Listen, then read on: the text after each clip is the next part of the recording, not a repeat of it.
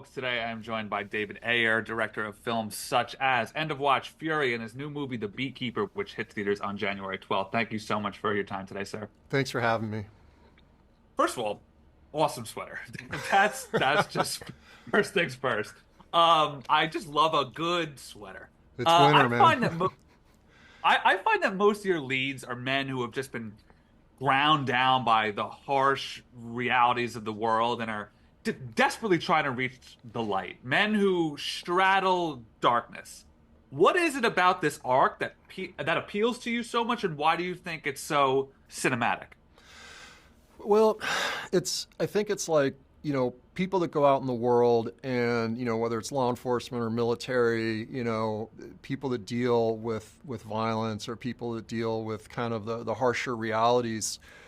I don't know if you can do that work without it affecting you. And there's kind of a nobility in somebody that, exposes themselves, acts as society's antibodies, to bad things on our behalf. I just think that there's a built-in drama there to explore. And how does Jason, because we all know the physical tools he has, but what about his sort of work as a performer do you think adds to these kind of parts? I mean, that's the thing. So Jason is, he's a martial artist. He's an athlete. He's a fighter.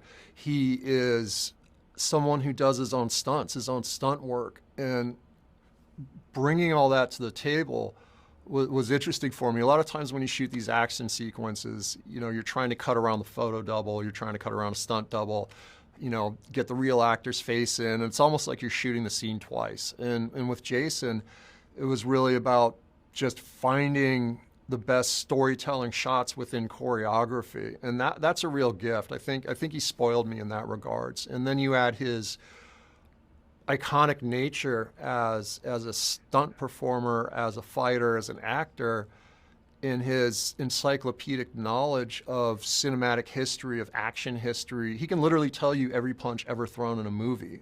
It's just kind of unbelievable. So I always bring my A game to set, and I learned from Jason that there's actually like an A+ game when it comes to action. That's how he's done it for so long, man. You don't stay that good for that long if you're not a serious, serious man. You said that he does his own stunts. I know he does his own fight stunts. Did he do his own bee stunts? So the bees were real, the bees were not CG, and he actually went with a beekeeper and he learned the entire process. He learned how to manage the hive and pull the comb out and harvest honey.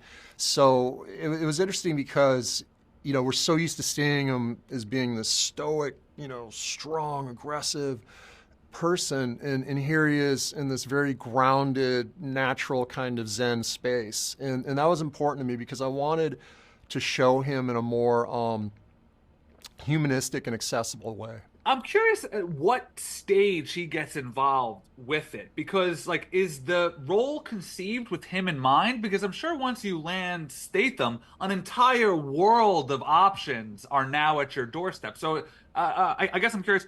Did you write this role? Did you create this part for him, or if not, at what stage did he come on? And then did you add more shit because you're like, hell yeah, I've got Jason now.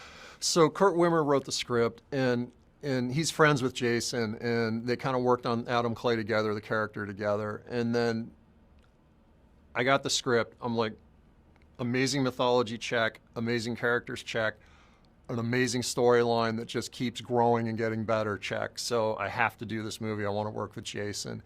And then for me as a director, it really came about how do I take, this paper document and turn it into moving pictures and do it on time and on budget and with Jason. So it's always a challenge, to make any movie, but in this case, I had a great script to work from and just an amazing actor, again, who just taught me so much about action and filmmaking. I'm always learning. Did he push you in ways that you had never been pushed before as a filmmaker? And if so, how?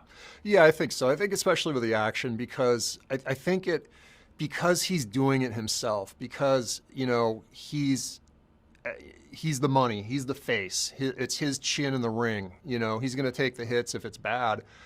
So he's all about getting to the best place possible. We had Jeremy Marinas, who he's worked with before, and who I loved working with from the 8711 school of stunts, and those guys are at the cutting edge. Are those the John Wick guys? Yeah, yeah. So he's Yeah, yeah, yeah. Chad's protege and just a really gifted fight choreographer, and he also swung cameras for me for second unit. And it's a long process. There's a lot of choreography. There's rehearsals. You video the rehearsals. You cut the video together. You experiment with camera angles. So it's really an intricate process to get to where things are on screen. What are some of your all-time favorite revenge flicks, and did you try to work into any homages to those films in yours? Oh wow. I always like Taken. Taken's a great movie.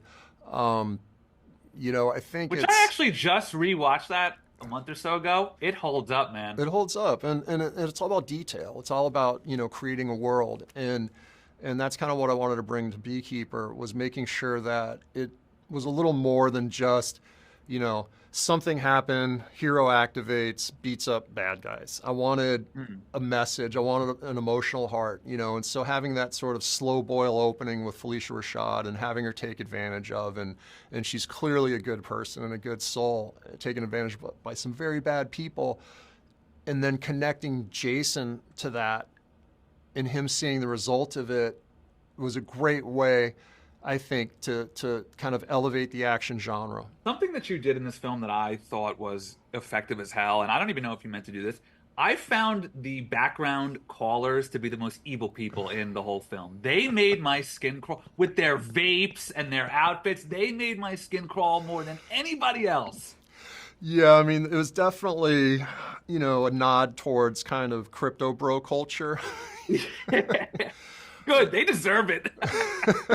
Um, so if you had to pick one of your film characters to come save your ass, would Beekeeper be number one? And if not, which one would be?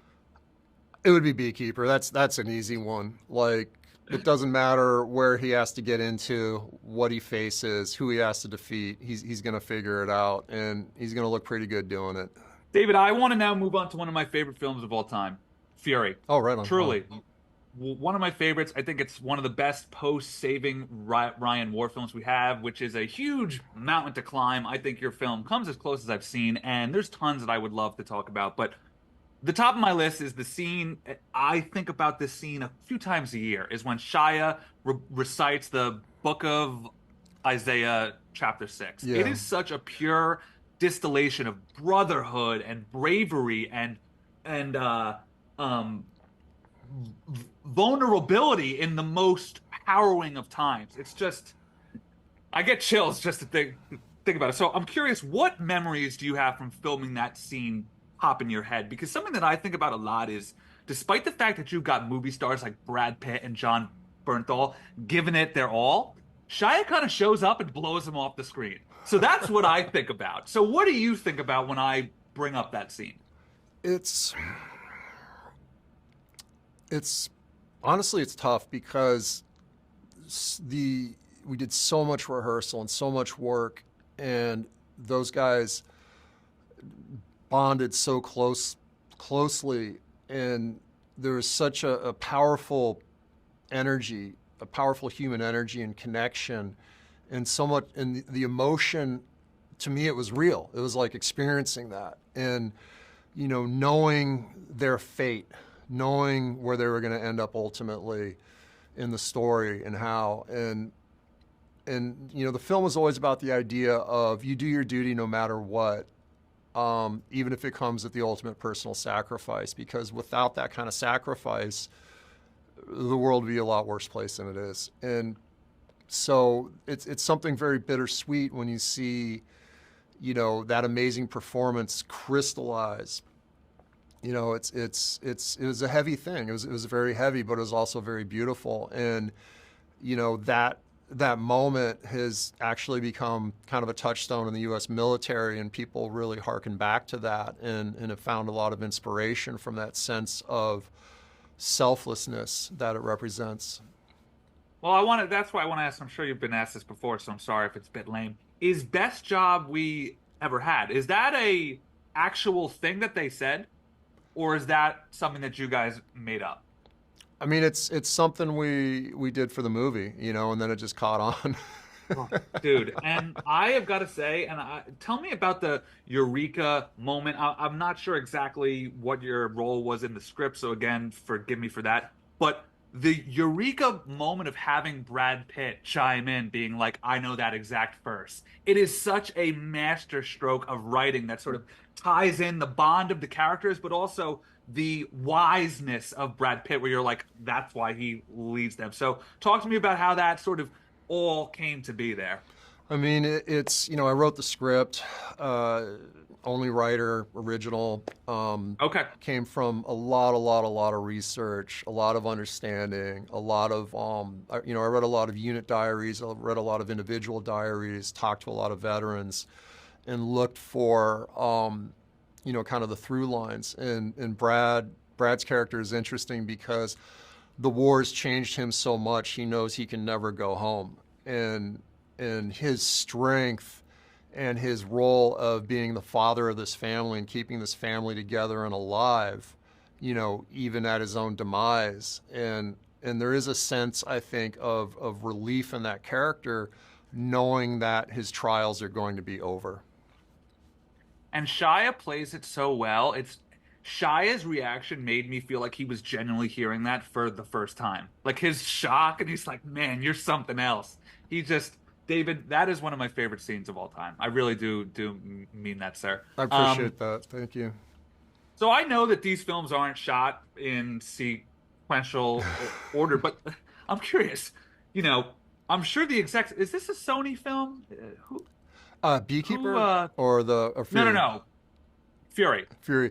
Yeah, Sony distributed it. Yeah. Sony. So I imagine in their mind, they're like, "Oh, we've got Brad Pitt, World War II movie, awesome." And the first scene is Brad Pitt stabbing a guy in the fucking eyeball. So I'm curious, like, if you remember sending them the dailies of that and what the response to that was when you were like, "By the way, here's how it starts." No, they were great collaborators, and they knew the movie I was making, and they came to set and they visited, and they were actually really wonderful. Everybody knew what we were making, and had kind of a common compass point to move towards. And just last one here on Fury. What moment, other than the one that we touched on before, it could be something you filmed, it could be in pre or post, where the genuine bond that those 4 or 5 men made really just washed over you? It was the first day. The first day was that Wow. scene of them. The first day we shot was a scene of them driving into the division area with that giant set, in the beginning of the film, and watching them in the tank, and then we filmed the scene of kind of the base camp and meeting Norman and everything. And I'm looking around, and I don't know how many extras we had, how many background players we had. It was a lot, and everything was period realistic. Everything was absolutely correct to the time, and it was all encompassing and immersive and ankle deep mud. And I'm looking around, and they just felt like they grew out of that mud and were just an integral part of that world. And they felt so connected, and they didn't have to say a word, and you could feel it. And that's when I knew the movie was going to work and be special. I can't believe it's going to be 10 years since that in a few months. I'm It's sorry to remind crazy. you. Yeah. Yeah. I don't ever look at my Um, watch.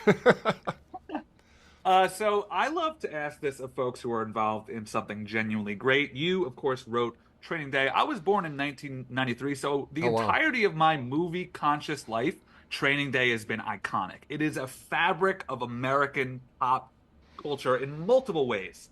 So the same thing, kind of. Do you have a specific moment where it occurred to you? Maybe it was the first time you saw Denzel yell, "King Kong ain't got shit up," but like, when did it hit you? Or it could be when Denzel won the award. When did it hit you when you were like, "Did I just make a generational movie here?" You know what I mean? I think it was like when Denzel won the Academy Award. That was a pretty wild moment, but it's there was a sense of magic happening when we made it, that no one had gone into the LA streets like that. No one had brought a film crew into that world, into the truth of it, into those spaces. And Antoine's, steady understanding and love and respect of those characters, and Mauro's photography, you could see it in the dailies. You could see something magic is happening, and you make movies and you really never know how they're going to come together. It's always a You alchemical. know more than most, sir. Yeah, it's like you never know, and it just the way it appealed to everybody, not just like street dudes, but like everybody. eh, it's I don't even know how you beat that. Yeah. It's like my best work, my best script. And it came from such a place of like struggle and truth in me. Well, I read that thing that you posted back in 2021 about where you came from and where that film came from, and, Yeah, and I read that and I find it what you said, put your, because I'm trying to write too, and put yeah. your pain on the page felt like such a just a little slice of brilliance. And when I think about that film, I could totally see that. It's like grabbing an electric cable. You know it's going to hurt, but you got to hold on to it. You got to take the shock and Yeah. then articulate that into words. And that one took a minute to write, and I never thought it would get made. And I kept hearing, oh, you don't know anything about cops. That's not how cops are. And no one was really making cop movies at the time. And it just, it went against kind of everything everybody knew in the business in that moment, yet somehow transcended. So I journalists who ask things just to make headlines kind of make me sick. And you recently tweeted that you are done with DC. So I want to remain respectful of you. If you don't want to go down that road, totally fine with me. I've got tons of end of watch stuff here to ask too. But I have some hopefully genuinely nuanced things that I Yeah, would like to hit ask me, you. hit me. What do you think the powers that be misunderstood either about your film or the Suicide Squad at large? Because I personally think the biggest issue was that franchise was the studio not understanding the audience's relationship to these characters. And I think that that issue is epitomized in the dichotomy between what your first trailer was and what the film wound up being. So what do you think they missed the most? It, it, I don't think it wasn't a matter of missing or not understanding what it was. Um, it it was not trusting what I made to be commercially viable. Because they And panicked. They panicked. Marvel freaked them out and they lost their shit. I Yep. mean, that's definitely a way of putting it. So to change the DNA, to try and turn a drama into a comedy, Yeah. uh, yeah, there's going to be a little blood on the floor when you do it. And my issue with it is they grabbed me and used me as a bullet shield. And no one has ever stepped up to acknowledge that or say it was wrong. And a lot of the problematic issues with the film they released are endemic to their cut.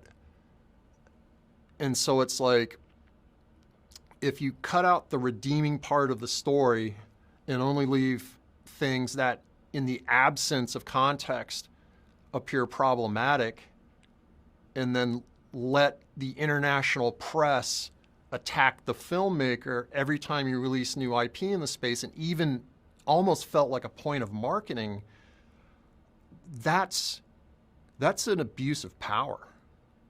Mm. And it hurt and wounded me. And I discovered that by being silent, by being the silent victim, that I was only being re-injured because it kept coming up again and coming up again. And it gave people this idea of who I am that couldn't be further from the truth. And I'm still kind of paying for it today. So for me, it's just a basic injustice, and it keeps going. It's just like I want to move on. Uh, And that's why I hate to broach it, but I do feel like if it could be spoken about with a genuine sense of nuance, it's worth yeah, talking about. I do have to wrap here, and I want to say I read The letter that you posted in 2021, I listened to you talk to John Bernthal Yeah. about the whole thing. I've seen your tweets throughout the years. The grace with which you would handle this is rare. I want any movie fan out there to be aware that the way in which you've gone about this is top class, A plus, and it has made me root for you harder than ever before, sir. Right on. I mean, and that's the thing. It didn't come from malice. It didn't come from. It just came from fear, and everyone's kind of doing their best and making things up as they go in this business, and everyone's making the best choices they can at that time. And Yeah, and for me, just a little bit of love and acknowledgement that maybe it it's wasn't the coming. right move would I go a think it's long way. coming. It's taken a long time, but I think it's coming. David, your new film, The Beekeeper, hits theaters on January 12th. For any man, woman who likes to see Jason Statham kick ass, which I'm sure there are a lot of you out there, this is for you. Please go see it in theaters. This thing was made for theaters. It's like two Theaters. hours of escape. The world isn't the greatest place right now, but if you want to forget about it and like actually have fun and enjoy a movie and remember the magic that movies inspire in us, please go see Beekeeper. David, thank you for your time and congrats on an awesome career, sir. Appreciate it, man. Thank you. Cheers.